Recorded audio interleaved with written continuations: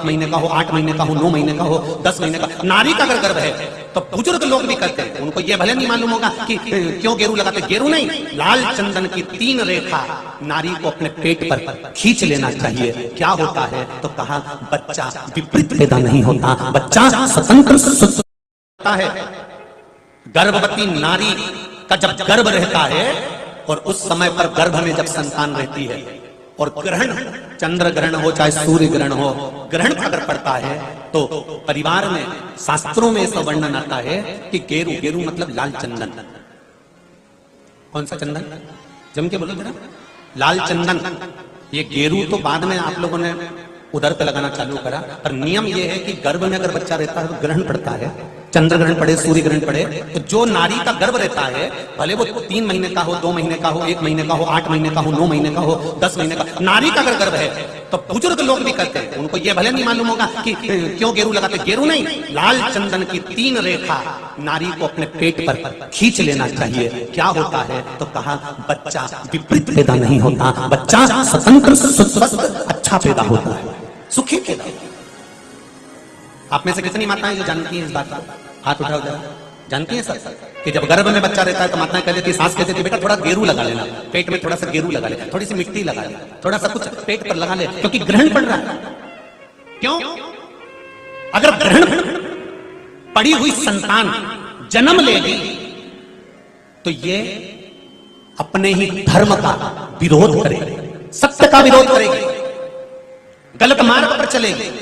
और अगर शरीर पर एक त्रिपुंड लगा दिया गया, पेट पर ग्रहण के समय पर गेरू लगा दिया गया, लाल चंदन लगा दिया गया, तो जो बच्चा जन्म लेगा वो माता पिता के विरोध में कभी नहीं खड़ा हो सकता, धर्म के विरोध में कभी नहीं खड़ा हो सकता, सत्य सनातन धर्म के विरोध में कभी खड़ा नहीं हो सकता, हिंदू धर्म के विरोध में कभी खड़ा नहीं हो सकता, हमारे पक्ष में हमेशा बना रहेगा। सनातन धर्म का कुल में पैदा होकर, सनातनी होकर, हिंदू धर्म में पैदा होकर भी अगर कोई हिंदू धर्म का विरोध करता है तो समझ लेना कि यह ग्रहण की औलाद पैदा हुआ है, ये साधारण नहीं है, ग्रहण से पैदा हुआ है। इसलिए सनातनियों का भी विरोध करने के लिए खड़ा।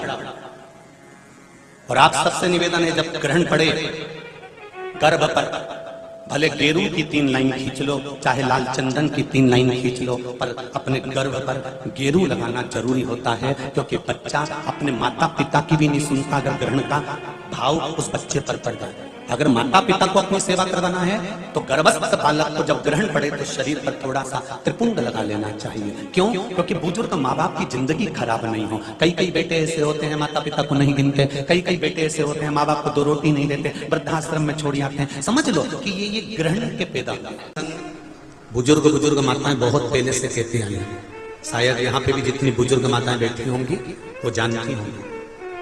9 महीने में, नारी के गर्भ में जब 9 महीने बच्चा रहता है तो कोई 1 महीना ऐसा होता है जिस महीने में बुजुर्ग माताएं कहती है कि नदी नाले मत नहाना। बोलो सही है कि गलत है? अरे जम के बोलो जी जी सही है। 1 महीना ऐसा होता है, वो 7वां हो कि 6ठा हो कि 8वां हो, जो आपके स्मरण में होगा। कई माताएं कहती हैं और बुजुर्ग माताएं कहती हैं तो बहुओं को लगता है ऐसा कोई होता है, ये तो ढोंग प्रपंच है, ये तो ढकोसला होगा, ये तो ढोंग होगा। पर उसका प्रसंग, कई बहुओं ने माताओं से कहा होगा ऐसा कोई होता है क्या कि मैं मायके नहीं जाऊं और ये वाले महीना, 1 महीना 9 महीने में 1 महीना मेरी माताओं के गर्भ के समय का ऐसा होता है कि जिस महीने में बुजुर्ग माताएं कह देती है कि इस महीने में तुम नदी नाले मत लांगो, अपने घर में रहो, स्वस्थ रहो, ना कहीं जाना ना कहीं आना। डॉक्टर को दिखाने जाना हो तो चले जाओ, मना नहीं, पर नदी नाले लांग कर मत जाना, इधर हो तो चले जाओ। बुजुर्ग माताएं कहती हैं। अब इन बुजुर्ग माताओं को किसने बताया ये कि नदी नाले मत नांगना? वो प्रसंग यीशु महापुराण की तर्पण, जो शिव पुराण की कथा आप सुन रहे हो, वो प्रसंग यहां मिलता है कि स्वधा तप कर रही है और उसके तप करते समय वो अपने बच्चों को जन्म देने वाली है, और उस समय पर यमराज की धर्मपत्नी धुमोरना समझाने के लिए आती है। 1 महीना लगता है धुमोरना को स्वधा को समझाने के लिए। इसलिए हमारे यहाँ पर बुजुर्ग माता कहती है कि इस महीने में तो नदी नाले मत नांगना, क्योंकि यम की पत्नी आई है। जब गर्भस्थ बच्चा रहता है जब गर्भ में संतान रहती है, गर्भ में जब औलाद रहती है, गर्भ में जब संतान रहती है, तो नारी के 9 महीने में से 1 महीना ऐसा निकलता है, बच्चा पूरी तरह से स्वस्थ होगा, धड़कन भी होगी, सब कुछ होगा, तुम भी अच्छे रहोगे, पर 9 महीने में 1 महीना कष्ट का तो जाता ही है, ये निश्चित है। क्यों? क्योंकि उस समय पर स्वधा के पास में धुमोरना यमराज की पत्नी आकर बैठी थी। जिस समय पर स्वधा अपने बच्चों को प्रकट कर रही थी, तब उस समय पर धुमोरना आकर विराजमान हो गई, यमराज की पत्नी आकर विराजमान। अब नई नई बहुएं तो इस बात पर विश्वास नहीं करती हैं, पर मुझे आश्चर्य इस बात का होता है कि बुजुर्ग माताएं कितनी विद्वान होगी पुराने समय की, कि उनको शिव महापुराण की ये संवाद धुमोरना का यमराज की पत्नी का किसने सुना होगा।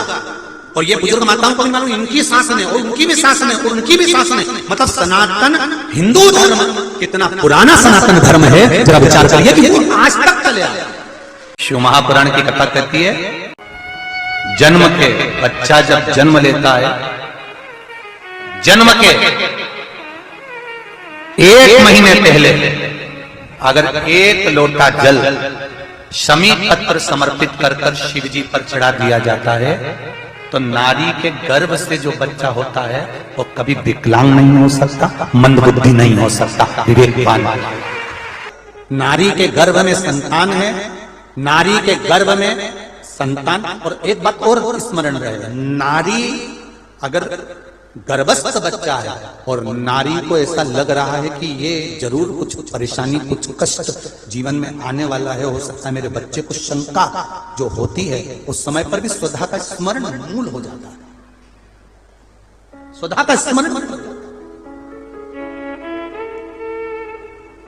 हम तो कहेंगे,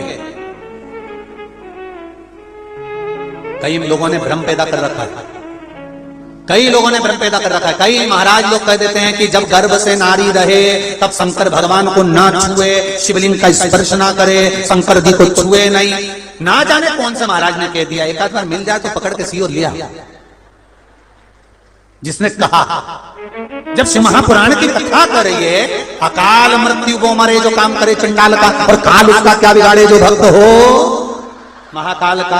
जो शंकर का उपासक होता है, शंकर का स्पर्श करता है, शिवलिंग का मात्र स्मरण, केवल स्मरण, केवल स्पर्श करता है, तो कहा उसके कौटि कौटि पाप छिन्न हो जाते। तो गर्भस्थ नारी, अरे भाई लिंगायत संप्रदाय का वर्णन हिंगोली से करा था, परली से करा था, कि लिंगायत संप्रदाय में शिवलिंग को मानते हैं।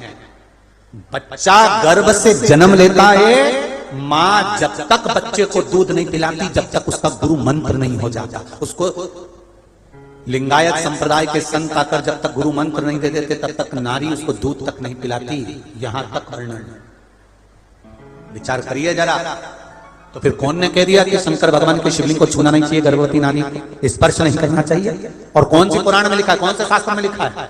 यहां शास्त्र कह रहा है, शिव महापुराण, स्कंद पुराण, नील पुराण, नर्मदा पुराण, पद्म पुराण वर्णन करती है। आप दिल से, हृदय से, चित्त से शंकर भगवान की आराधना कर सकते हो। हाँ, नारी अगर गर्भस्थ बालक है और उसको चिंता है, बहुत टेंशन है, और उसके साथ शिव की आराधना कर रही है, तो बाबा के ऊपर एक बेलपत्र भी अगर वो चढ़ा रही है चावल के दाने के साथ, तो यह निश्चित है कि स्वधा उसके गर्भ की रक्षा करती है और बच्चा समाप्त नहीं हो सकता, ये निश्चित है। स्वधा तप करी, साधना करी, और तप साधना कर कर स्वधा के सम्मुख में 3 बेटियां प्रकट हो गई हैं। वो 3 बेटी है महाराज, 3 बेटियां प्रकट महाराज, मैना, धन्या और कला, ये 3 बेटियों का प्रागट्य सम्मुख में हो गया।